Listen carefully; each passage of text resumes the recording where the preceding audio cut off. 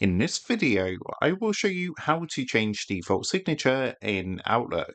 It should be a quick and easy tutorial to follow, but before we do continue, please consider leaving a like on the video and also subscribing to the channel. I really do appreciate it. Now, to go ahead and change your default signature, of course, the first thing you're going to want to do is open up Outlook and log into your account. Once you're logged in, come up to the top right hand corner, and what you want to do is click onto this gear icon to open up your settings. And on the settings window, if you come over to this menu on the left hand side, you're going to see a section for signatures. So just go ahead, give that a click. Now, from here, you can see your default signatures. So I've actually got none selected, but from here, you can click onto the drop down box and change your default signature from here. So you can see I've currently got two. I've got one called work and I've got one called test one. So this way you can come to actually change between your different default signatures. And of course, what you can do is create a new signature by clicking this option here and creating a new signature if you want to change, for example, your signature and set that as a new default signature. So that is how to change default signature in Outlook.